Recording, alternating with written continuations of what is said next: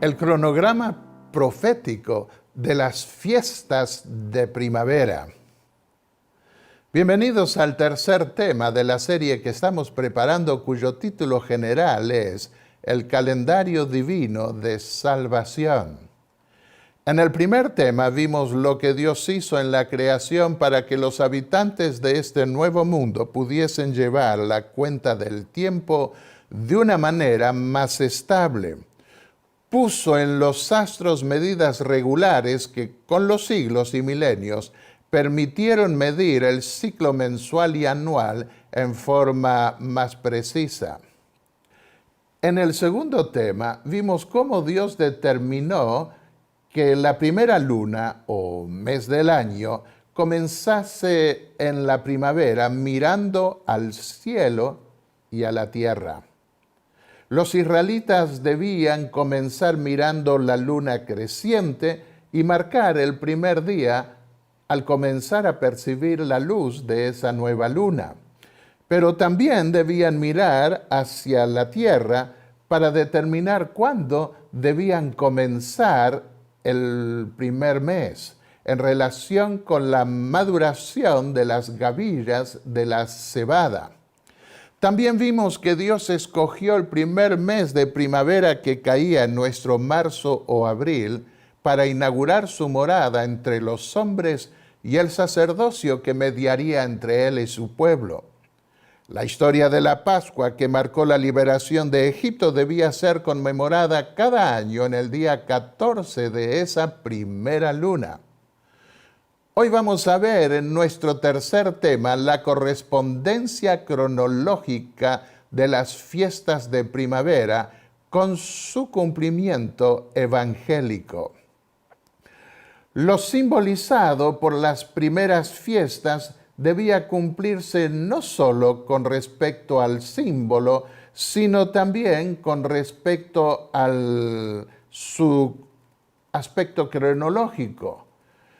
Y lamentablemente hay mucha confusión hoy con respecto a la cronología de los eventos históricos en relación con su cumplimiento.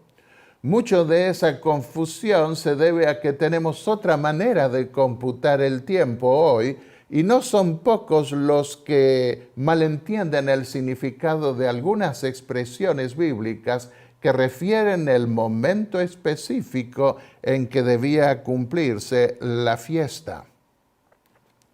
Por ejemplo, algunos piensan que en la semana de la crucifixión, la Pascua habría comenzado el miércoles, otros el jueves y otros el viernes. Podemos conocer a ciencia cierta los momentos específicos en los que ocurrieron los hechos. Algunos pueden incluso preguntarse si es necesario prestar atención a todos esos detalles, afirmando el calendario semanal y mensual del año. Piensan que es suficiente saber que los hechos que relatan los evangelios ocurrieron sin importar los detalles dados por la Biblia con respecto a su cronología. Respondamos ya. Sí, se requiere conocer bien cuándo ocurrieron los hechos, porque muchos teólogos liberales que no creen en la historia bíblica y en la inspiración divina concluyen que los evangelios se contradicen entre ellos. Hoy veremos que esto no es así. No hay contradicción, sino mala comprensión de lo que escribieron los autores bíblicos. Por otro lado, están las profecías apocalípticas de Daniel y Juan, que dieron detalles cronológicos precisos. De no entender bien la cronología de las fiestas en su cumplimiento evangélico, todo el andamiaje cronológico, profético y apocalíptico se resquebraja. Fui atraído al estudio más minucioso de los datos cronológicos por un ingeniero brasileño, Juárez de Oliveira, que se interesó en estudiar estos temas. Y también por un tío mío llamado Adolfo Lista, que fue astrónomo diplomado en Uruguay. Y eso me atrajo para llegar a comprender mejor toda la proyección profética de la Biblia con respecto al mensaje del Evangelio. Comencemos pues determinando cuándo se ofrecía el cordero y cuándo se comía la comida pascual. Se ofrecía el cordero antes de la puesta del sol y se lo comía una vez puesto el sol. Hoy medimos el día completo de medianoche a medianoche siguiente. Pero en la antigüedad no había relojes pulsera ni de pared para saber exactamente cuándo era la medianoche para comenzar el siguiente día. Por eso no se podía medir en forma exacta el tiempo en fracciones menores a una hora. Cuanto más vemos una referencia a media hora, pero no existían los minutos ni menos los segundos. Por eso Dios requirió de su pueblo seguir el reloj del cielo que Él mismo como creador puso en la expansión. El día terminaba la puesta del sol al mismo tiempo que comenzaba el día siguiente. Esto lo vemos en el relato de la creación y en relación con los días sagrados. Y fue la tarde, Ereb, y la mañana, Boker en hebreo, el primer día, Génesis 1:5. Otro pasaje, comenzando en la tarde, de tarde a tarde, de Ereb a Ereb, guardaréis vuestro reposo, Levítico 23:32. Por eso los adventistas guardamos el sábado bíblico que Dios ordenó en los 10 mandamientos desde la puesta del sol a la siguiente puesta del sol. Nuevamente encontramos esta manera de computar el día que Dios estableció en la orden que dio a Nehemías de cerrar las puertas de Jerusalén al comenzar las sombras de la noche. Sucedió, pues, que cuando iba oscureciendo a las puertas de Jerusalén antes del sábado, dije que se cerrasen las puertas y ordené que no las abriesen hasta después del sábado, y puse a las puertas algunos de mis criados para que en el sábado no introdujeran carga. Nehemías 13:19. El hecho de que era difícil computar las horas exactas del día y de la noche en épocas antiguas, los escritores bíblicos se refirieron al día de 24 horas como tarde y mañana. De esa manera indicó Dios en la creación que el día comenzaba a la puesta del sol, el día completo, no al amanecer. Por la misma razón, algunos términos hebreos de la Biblia para referir el momento del día en que ocurrieron ciertos hechos fueron aproximados. Esto lo vemos en la manera de referir la hora en el relato de los evangelios y también de los hechos de los apóstoles, como a la hora novena. Aproximadamente, Hechos de los Apóstoles, capítulo 10 y el versículo 3. Veamos los siguientes términos en relación con la celebración de la Pascua. Hay términos que refieren el momento preciso de la celebración, como Ereb, que ya vimos, tarde, Arbayín, entre las dos tardes, y Kebo Hashemesh, al bajar el sol. Del significado de estos tres términos depende en gran medida que se interprete el sacrificio de la Pascua como teniendo lugar al concluir el día 14 antes de la puesta del sol o después de la puesta del sol, comenzando el día 15. En el contexto de la semana de la Pasión de Cristo, el día 14 antes de la puesta del sol fue el jueves, cuando se prepararon para la comida pascual que comieron en la noche, lo cual correspondía ya al viernes según el cómputo bíblico. Hacia el final de ese viernes 15, antes de la puesta del sol, Cristo fue crucificado a la hora del sacrificio de la tarde. Confirmemos estos hechos. Primero en el Antiguo Testamento. La orden de la Pascua fue,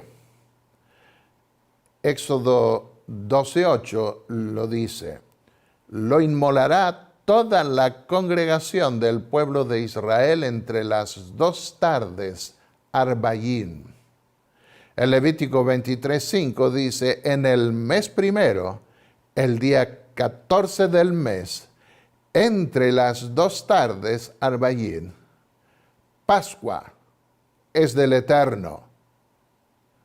Deuteronomio 16:6. En el lugar que el Eterno tu Dios escoja para poner allí su nombre, sacrificarás la Pascua al atardecer. En este caso, Ereb, lo suelen traducir como atardecer. Al bajar el sol, Kebo Hashemesh. Lo vemos en Deuteronomio 24:13, Primera Reyes 22:36. Es decir, en el tiempo señalado, Moed en hebreo, tiempo, que podía incluso referirse a un año, como en Daniel 12:7, tiempo señalado. En Salmo 75:2 lo vemos, en Salmos 102, versículo 13. En el tiempo señalado en que saliste de Egipto, dice el texto. Para referirse a la noche cuando debían comer el cordero, Éxodo 12:8 usa la palabra lailá, noche. No arbayín, literalmente entre las 2 tardes, como en el versículo 6, ni ereb, tarde, como en Deuteronomio 16:6. Así, el sacrificio de la tarde del día 14 tenía lugar antes del comienzo del día 15, que comenzaba después de la puesta del sol. Esto lo vemos confirmado vez tras vez en la Biblia hebrea. Por ejemplo, en Números 28, versículos 3 y 4, leemos que el holocausto de la tarde, Arbayim, concluía el día. Los 2 sacrificios, el de la mañana y el de la tarde, formaban parte del holocausto, que se ofrecía el mismo día. El texto dice literalmente, esta es la ofrenda encendida que ofreceréis al Eterno, 2 corderos sin tacha de 1 año, cada día por holocausto diario. Ofrecerás un cordero por la mañana, boker, y ofrecerás el otro cordero al atardecer, arbayín en hebreo. Esto nos muestra que así como el holocausto de la tarde se ofrecía el mismo día que el de la mañana, el sacrificio de la Pascua que se ofrecía en la tarde, arbayín, ocurría antes de la puesta del sol también. Para los que toman nota, pueden confirmar esto en Éxodo 12:8, Levítico 23:5 y Números 9, versículos 5 y 11. En otras palabras, el ofrecimiento del Cordero Pascual al atardecer significaba que todavía no había comenzado el día siguiente, ya que se ofrecía el Cordero antes de la puesta del sol, siendo el día 14 aún. En Números 28, versículos 9 y 10, vemos que el holocausto de la mañana y el holocausto de la tarde debía ofrecerse dentro del sábado. Esto prueba que la tarde correspondía al mismo día que la mañana, no al siguiente día. En el sábado, el holocausto continuo se ofrecía doble, pero siempre dentro del sábado, no después de la puesta del sol, que correspondía con el día siguiente. Leamos el pasaje. Mas el sábado, 2 corderos de 1 año, es el holocausto de cada sábado. Llama la atención el hecho de que cuando en Génesis 1 se habla de los días de la creación, no de los sacrificios regulares, Moisés usa las palabras ereb, tarde, y boker, mañana. Pero cuando se refiere en Números 28 a los sacrificios diarios, usa boker, mañana, y arbayín, atardecer, en referencia a los holocaustos que se ofrecían el mismo día. En Primera de Crónicas 16:40, sin embargo, leemos de un ofrecimiento del holocausto diario, tamid en hebreo, por la mañana, boker, y por la tarde, ereb. De manera que cuando en Deuteronomio 16:6 se dice que debían sacrificar la Pascua a la tarde, ereb, al bajar el sol, kebo hashemesh, era para confirmar que el sacrificio del cordero debía darse también al atardecer, antes de la puesta del sol, en el mismo día del holocausto de la mañana y de la tarde. En síntesis, para referirse a un día, Moisés usó tarde y mañana, pero para referirse al holocausto diario, ofrecido en el mismo día, usó la palabra mañana y tarde. No podía haber ofrenda después del tamid de la tarde, nos dice Jacob Milcron en su comentario del libro de Números, uno de los intérpretes judíos modernos del Pentateuco más grandes en la actualidad.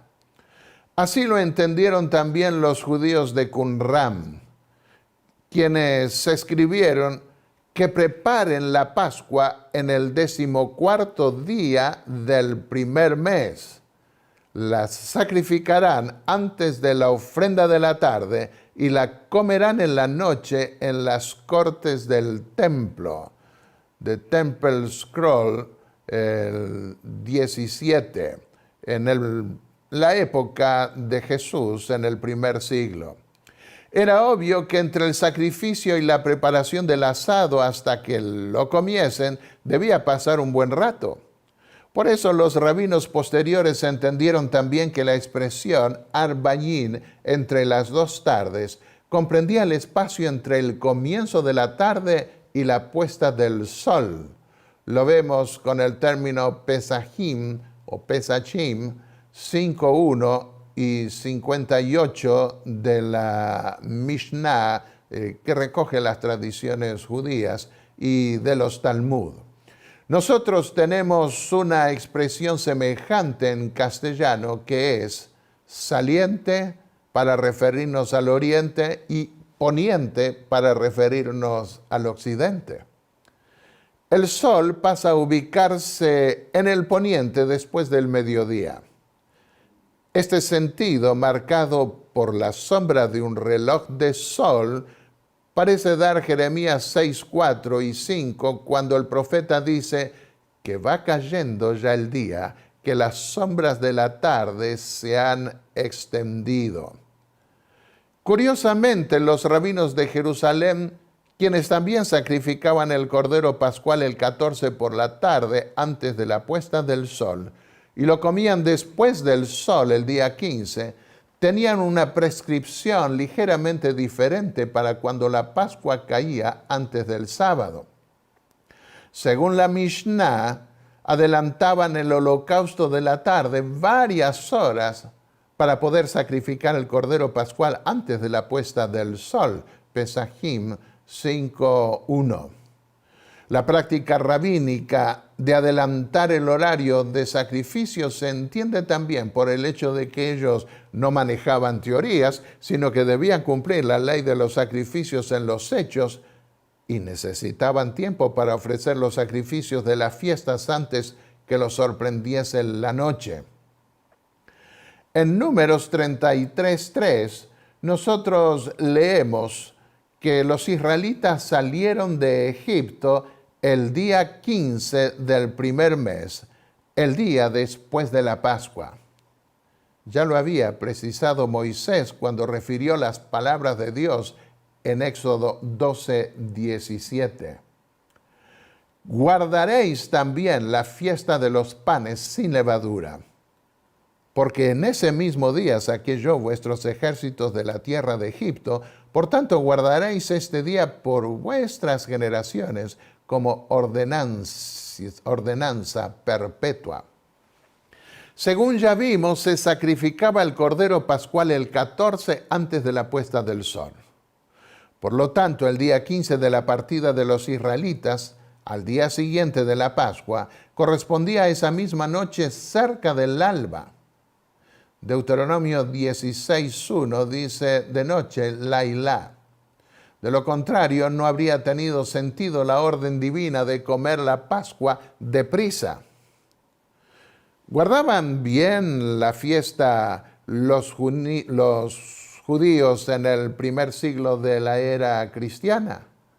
Nuestra respuesta, después de estudiar estos temas a fondo, es que sí.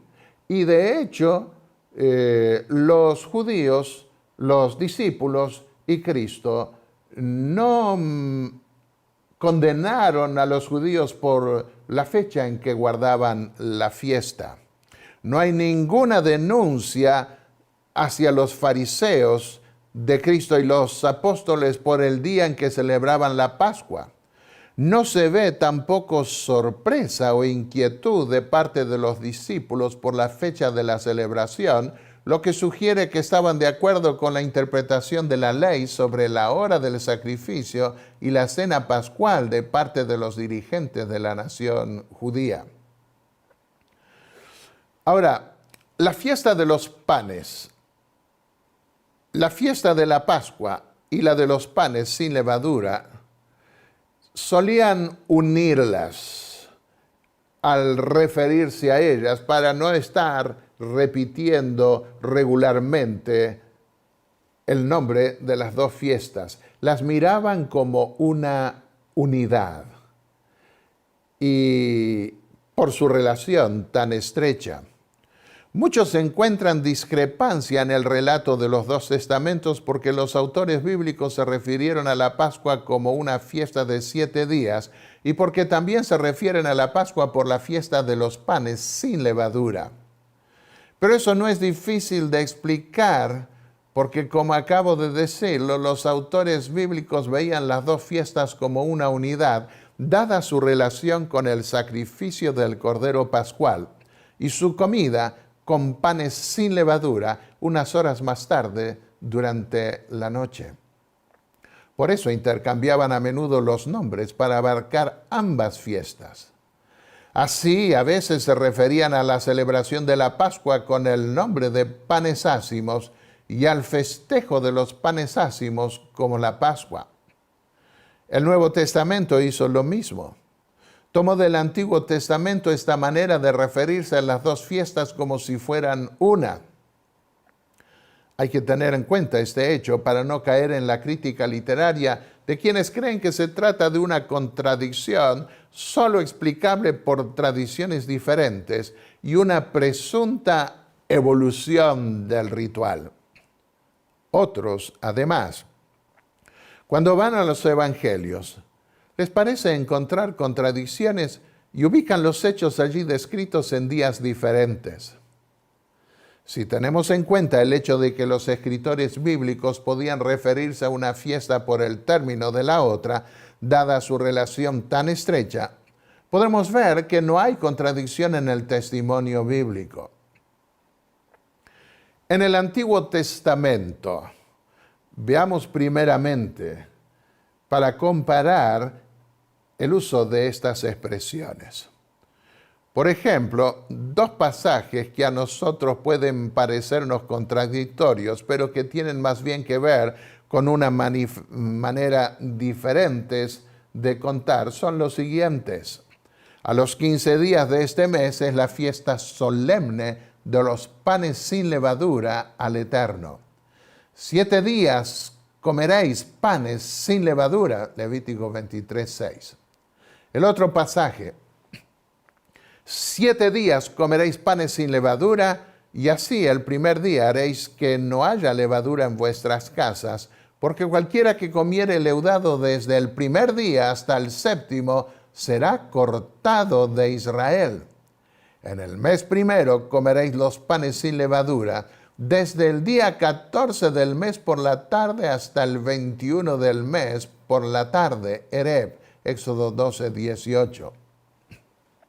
Ahora, ¿cuándo comenzaban a comerse los panes sin levadura? ¿No era acaso a partir del día 15, después de puesto el sol? Sí, pero en el relato de Éxodo 12, 18, se tiene en cuenta la erradicación de la levadura de todas las casas del pueblo, de tal manera que desde que se sacrificase el cordero al atardecer del día 14, nadie iba a comer pan con levadura. En el día 21 tampoco debía haber levadura en las casas, y el pan que se comía al comenzar el día 22, luego de la puesta del sol, tampoco iba a tener levadura. Así, en el libro del Éxodo, Moisés menciona el punto de transición entre un día y el otro, vinculando las dos fiestas que comenzaban con la Pascua propiamente dicha, el día 14, y seguían durante el día 15 con los panes ácimos por una semana después de puesto el sol.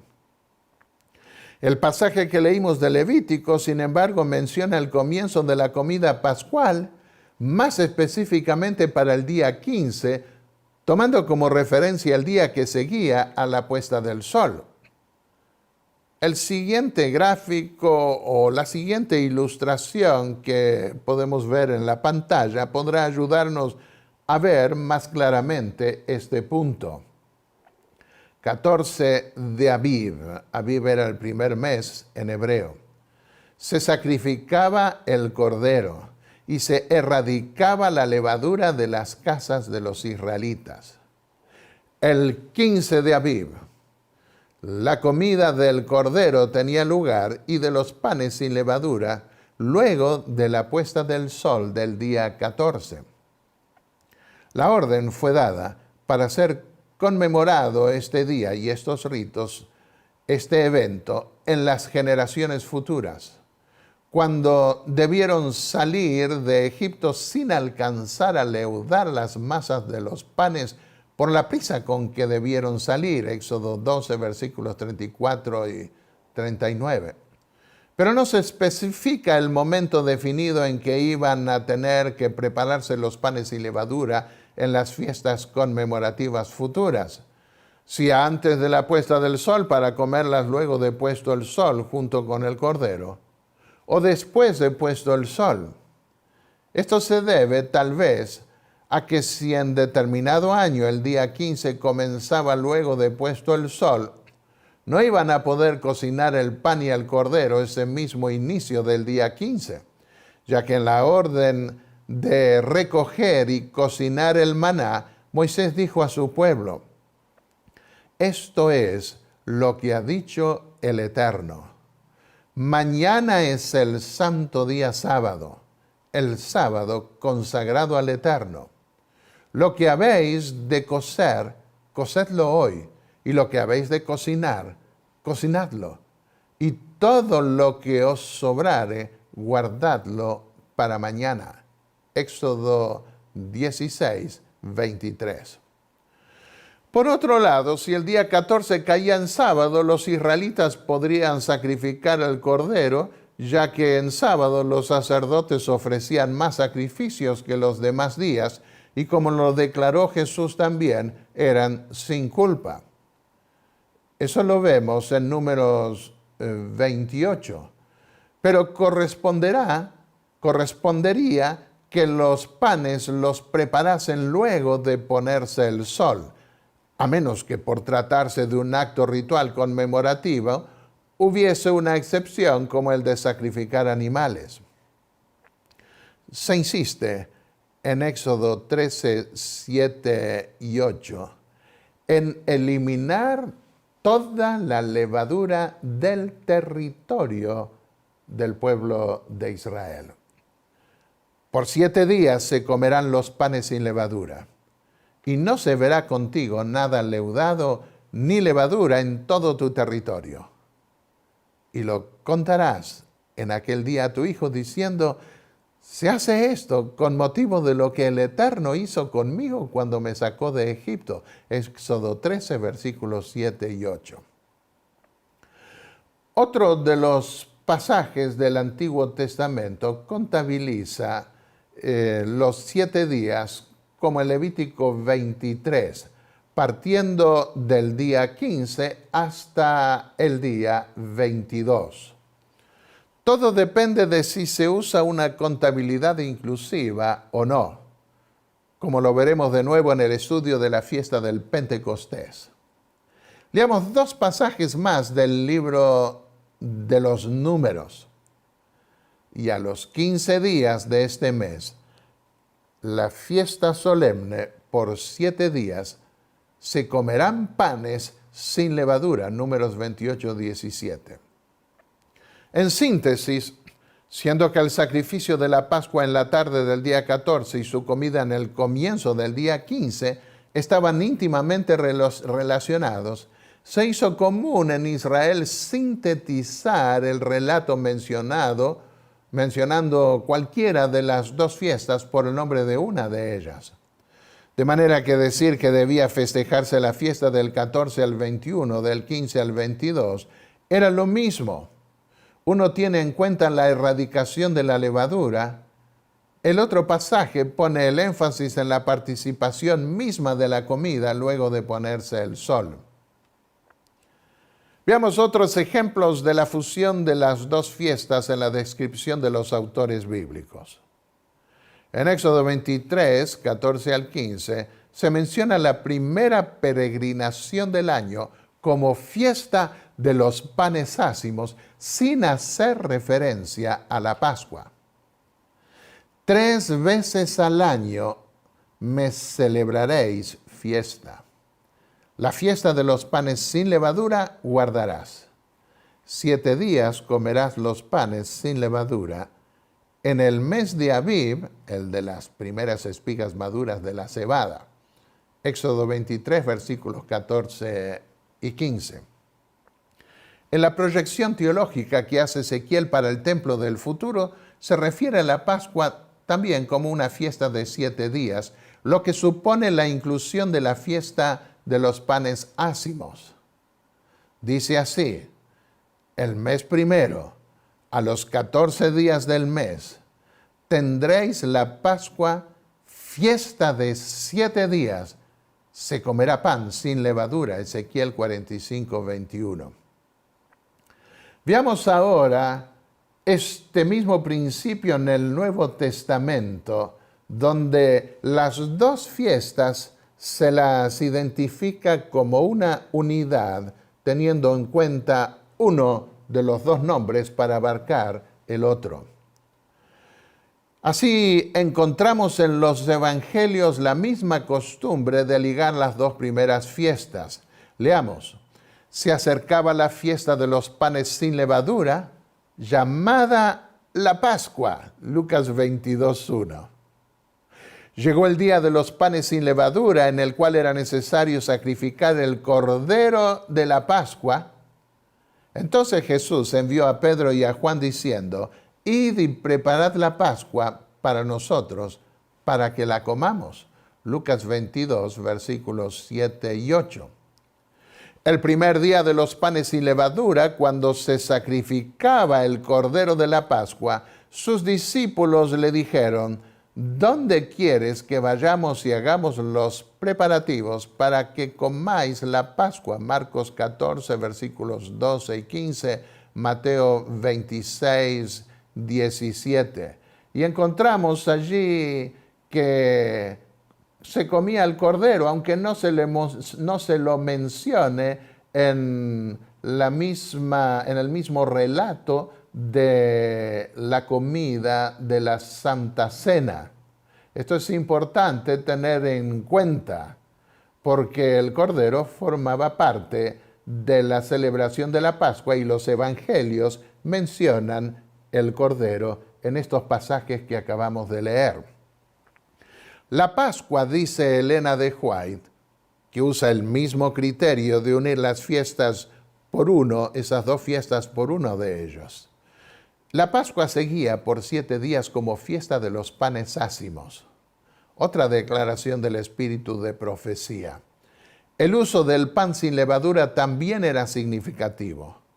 Lo ordenaba expresamente la ley de la Pascua y tan estrictamente la observaban los judíos en su práctica que no debía haber ninguna levadura en sus casas mientras durara esa fiesta.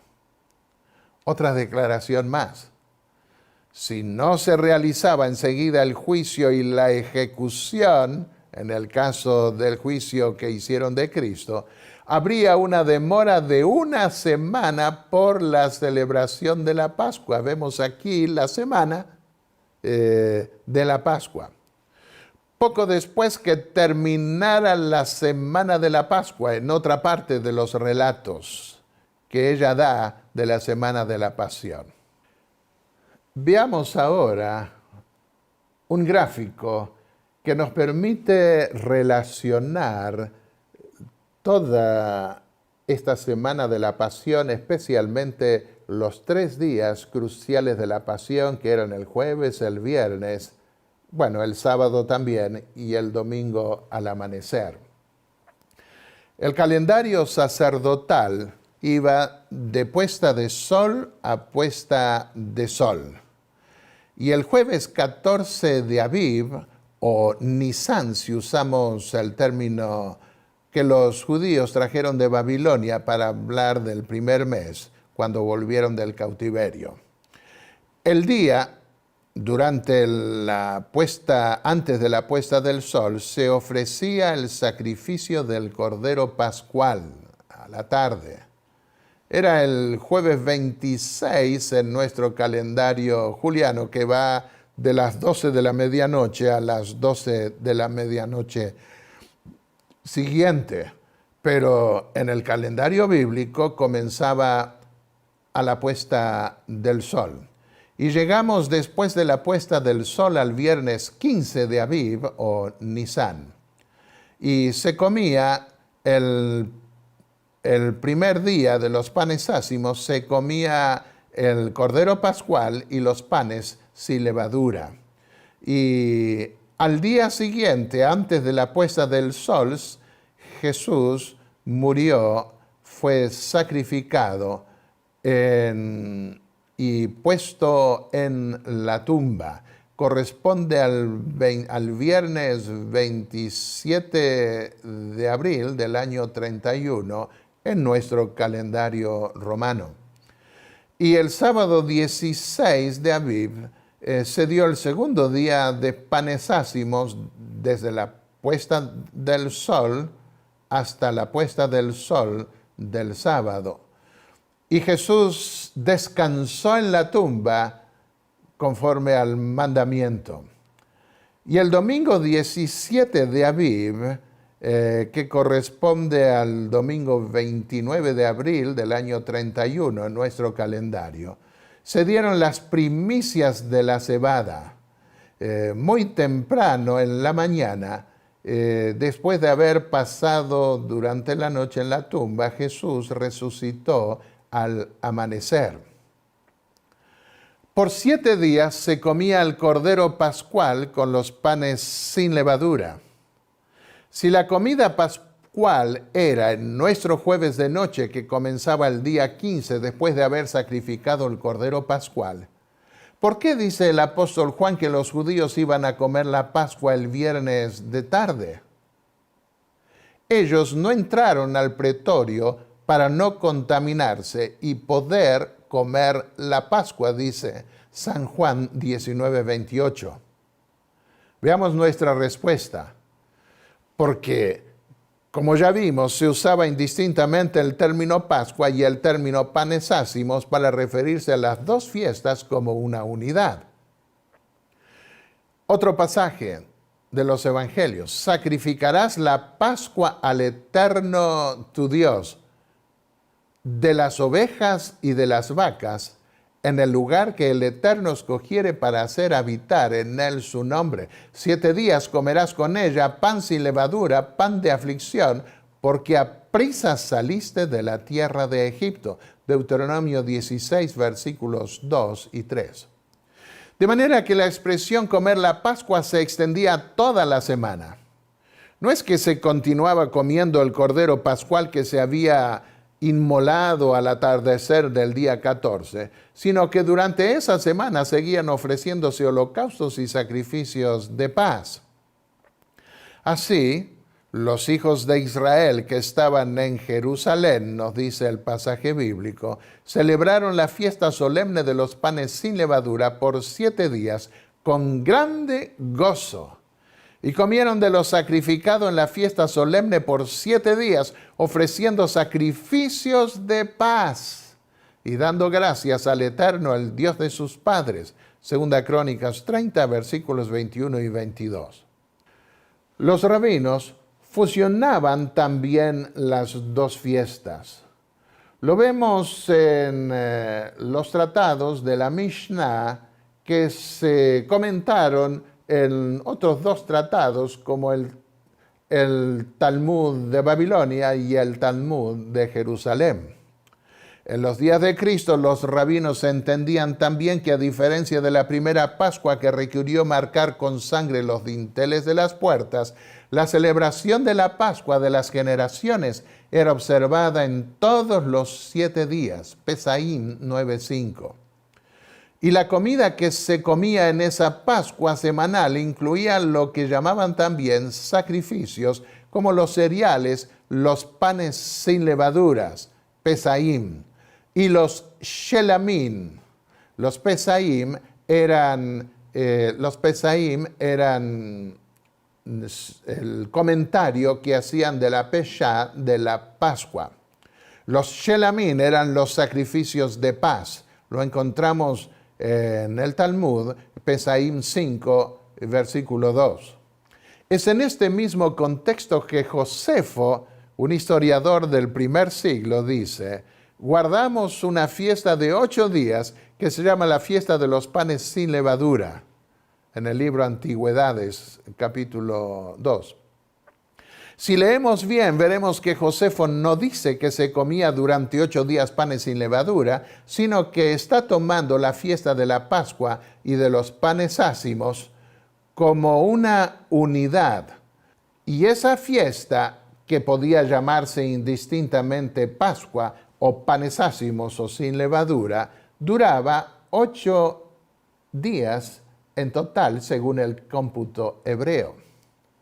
Los textos rabínicos advierten sobre el peligro de contaminarse por una semana debido al contacto con sangre o cadáver humanos y ser impedidos de participar de la comida de la Pascua, Peshaín 5 al 7, de la Mishnah y del Talmud hebreo. Su amonestación a no quedar descalificados por una semana de impureza se basaba en la ley de Levíticos 12, 15 y Números 19, que requerían una semana de purificación. En esos capítulos de Levítico se refiere la contaminación de la mujer que pierde sangre al dar a luz, de la menstruación y de los cadáveres. Los dirigentes judíos conocían el castigo que los romanos infligían al condenado. Por eso, además de evitar contaminarse en un medio pagano, esos dirigentes no quisieron entrar al pretorio. El contacto con sangre o cadáver humanos podía impedirles participar de la comida pascual por toda la semana que ya había comenzado, Juan 18, 28. Tampoco querían contaminarse, por supuesto, en un medio pagano. Veamos ahora la expresión el día de preparación. Algunos dicen que el día de preparación lo entienden como si fuera el día de preparación de la Pascua. Y sin embargo fue el viernes al mediodía. Era el día de preparación de la Pascua. ¿Cómo podemos entender esto? Era el día de preparación de la Pascua como la hora sexta, equivale al mediodía. Y Pilato dijo a los judíos: he aquí vuestro rey. Juan 19, 14. ¿A qué se refiere Juan por la expresión el día de la preparación? Juan escribió que los discípulos habían preparado la Pascua durante el jueves de día, Pero ese jueves no era llamado el día de preparación de la Pascua, ni tampoco puede ser invocado algún testimonio bíblico sobre un día presumible de preparación para la Pascua. Por consiguiente, el día de preparación referido por el apóstol Juan era el viernes de preparación para el sábado de esa semana pascual. En efecto, Juan mismo dice en el mismo capítulo que el día de preparación para el sábado semanal era el viernes. Los judíos, entonces, como era el día de preparación, a fin de que los cuerpos no se quedaran en la cruz el sábado, porque era un sábado grande, pidieron a Pilato que les quebraran las piernas y se los llevaron. Juan 19:31. La palabra Pascua, que algunas versiones modernas agregan en la traducción, no está en el original en este capítulo 19 del Evangelio de Juan. La palabra paraskeue, preparación, podía referirse a un viernes como preparación para el sábado o a un día que se usaba para preparar una fiesta. Aún el griego moderno llama al viernes paraskeue, preparación.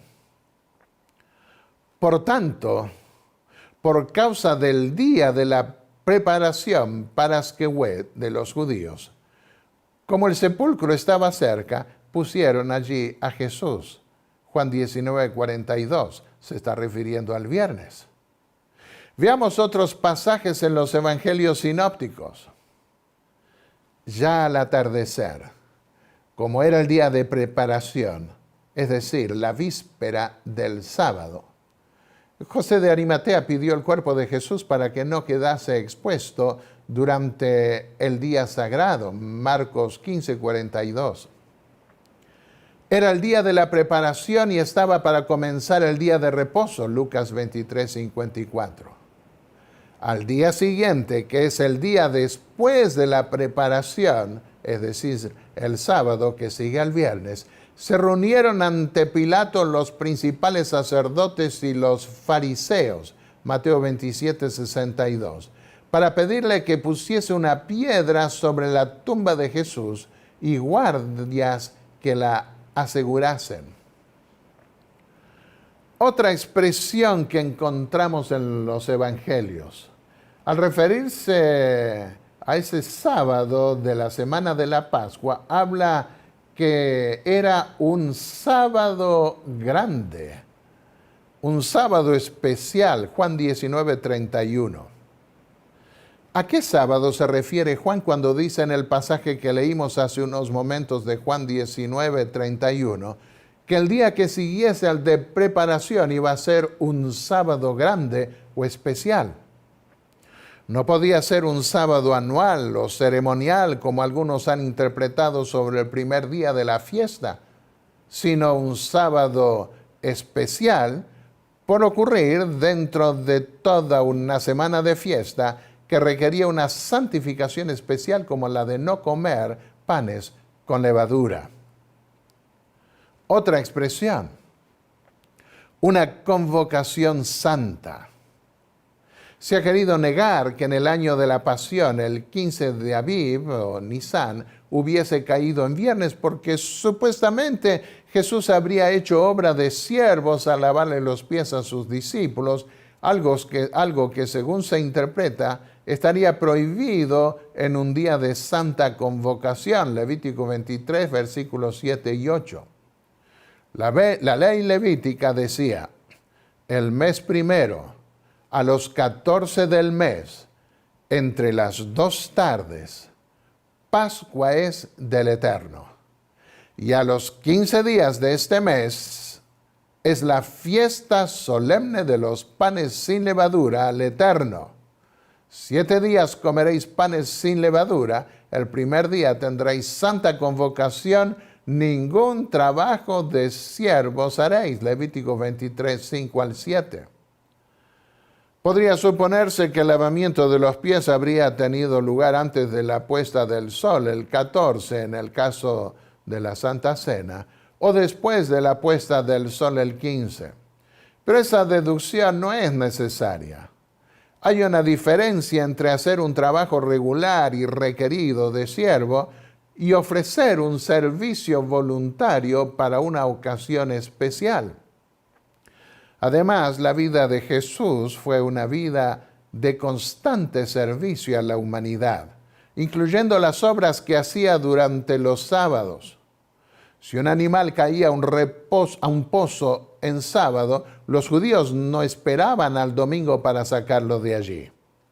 Por esa razón, cuando Jesús sanó al paralítico en sábado, concluyó diciendo: ¿cuánto más vale un hombre que una oveja? Por tanto, es lícito hacer bien en el sábado. Mateo 12, versículo 12. Las tres fiestas que requerían una peregrinación al templo eran la Pascua, el Pentecostés y las cabañas. En tales convocaciones era normal que los pies de los viajeros se llenasen de polvo, más aún por usar sandalias, y que se requiriese un lavamiento. Por lo cual era costumbre, dice el espíritu de profecía, en ocasión de una fiesta, que un criado lavase los pies de los huéspedes. Toda la vida de Cristo había sido una vida de servicio abnegado, sin excluir los sábados. La lección de cada uno de sus actos enseñaba que había venido no para ser servido, sino para servir, y esos actos los efectuaba también en sábado. Mateo 12:2, Marcos 3:4. Había, además, varias diferencias adicionales entre las santas convocaciones y los sábados ceremoniales. Los requerimientos para el sábado semanal eran más estrictos que los que se requerían para la santa convocación del 15 de Aviv, cuando se le permitía al pueblo cocinar, como aparece en Éxodo 12:16. En cambio, para el sábado semanal y el del día de la expiación, se requería no hacer ninguna obra sin excepciones. No hagas en él obra alguna, decía el cuarto mandamiento, Éxodo 20:10. Y en Levítico 23:28 también se dice algo parecido con respecto al día de la expiación. La misma distinción se destaca con respecto a la palabra sábado. Leamos lo que uno de los máximos intérpretes judíos modernos escribió con respecto a la diferencia entre el sábado y los demás festivales que incluyen las santas convocaciones. Solo el sábado y el día de la expiación se describen como Shabbat, Shabbatón, Éxodo 16:23, por ejemplo, que solo puede significar descanso absoluto. No define la tarea no laboriosa, no se define, sigue diciendo este autor judío, la tarea no laboriosa para los festivales, excepto el permiso explícito de preparar comida para el primer y último día de la Pascua, Éxodo 12:16. Jacob Milgrom, el comentario sobre el libro de Números. Hay otra distinción también entre un sábado del Señor, un sábado ceremonial y una santa convocación. Esa distinción la vemos al comparar Levítico 23:37 al 38 con Levítico 23:3 y 32. Los sábados ceremoniales se los distingue mencionándolos como vuestro sábado, Levítico 23:32. Y las santas convocaciones y fiestas como vuestras fiestas solemnes, Isaías 1, versículos 13 y 14, Oseas 2:11, Amós 5:21. Debían observarse esas fiestas y santas convocaciones, además del sábado del Señor, Levítico 23:38, que era el séptimo día de la semana, Levítico 23:3. Del mismo autor judío moderno leemos en su comentario del libro de Levítico: esta distinción provee otra razón por la que el día sábado es superior al día de purgación, lo llama él, el día de la expiación. Es una herencia de la creación, Génesis 2, 1 al 3, porque fue santificado como el día de descanso de Yahvé, del Eterno, Éxodo 20, 11. Otra vez, el autor es Jacob Milgrom. Al lavar los pies en sábado, nosotros recordamos ese evento como un rito de humildad. Conmemoramos ese hecho porque nos recuerda que no debemos luchar por ser el mayor, no debemos procurar ocupar el primer lugar, sino reflejar el carácter de Cristo, que siendo rico se hizo pobre, siendo el creador del universo, se humilló para servirnos y darnos la vida eterna. Esto lo desarrollo en mi libro Los tiempos apocalípticos del santuario, y en relación con la Semana de la Pasión y su programa cronológico, su correspondencia cronológica con la Pascua antigua, lo desarrollo en un artículo que tengo en mi página de internet, La cronología de la Pascua y de la Pasión, según la astronomía, la Biblia y el espíritu de profecía. El día después del sábado es el domingo, el primer día de la semana. Y allí se ofrecían las primicias, por eso se conoce como fiesta de las primicias. La tercera fiesta anual debía llevarse a cabo dentro de los 7 días de la celebración de los panes sin levadura. Aunque no había acuerdo entre los judíos, entre fariseos y saduceos en los días de Cristo, sobre si esta fiesta debía darse después del sábado semanal o de un sábado de fiestas que podía caer en cualquier día de la semana. Sin embargo, un estudio cuidadoso de los pasajes de la Biblia nos permiten ver, en nuestro entendimiento, que se refería al primer día después del sábado semanal. Y a partir de allí debían contarse 7 sábados para llegar a la siguiente fiesta de primicias, al día siguiente de ese 7º sábado semanal. Basta recordar acá que en la semana de la pasión de Cristo, el primer día después del sábado se dio en el tercer día de la fiesta de los panes ácimos. Jesús se levantó entonces de entre los muertos sin la carga del pecado que había asumido de la humanidad, para presentarse por nosotros ante su Padre en el templo celestial. Qué maravilla es que tengamos un sumo sacerdote tan maravilloso que dio su vida el viernes por nosotros, descansó el sábado en la tumba de su obra de redención y resucitó al tercer día victorioso para interceder por nosotros en la casa de Dios. Podemos confiar en el plan de salvación porque Dios probó que cumple con sus promesas hasta en la fecha señalada. Dijo el apóstol Pablo, pero cuando vino el cumplimiento del tiempo, Dios envió a su Hijo. ¿Para qué?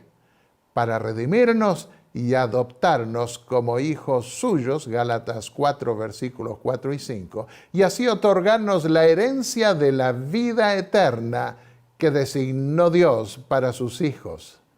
Las 2 fiestas siguientes, la de las primicias de la cebada, que mencionamos rápidamente ahora, y las primicias del trigo, que se daba 50 días más tarde, las consideraremos más en detalle en el siguiente tema.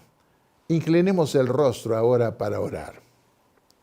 Padre y Dios Santo que estás en los cielos, te damos gracias porque al estudiar las fiestas hebreas que tú indicaste, ordenaste a tu pueblo Israel, vemos que hay un plan definido que tú trazaste desde la antigüedad para redimir este mundo perdido.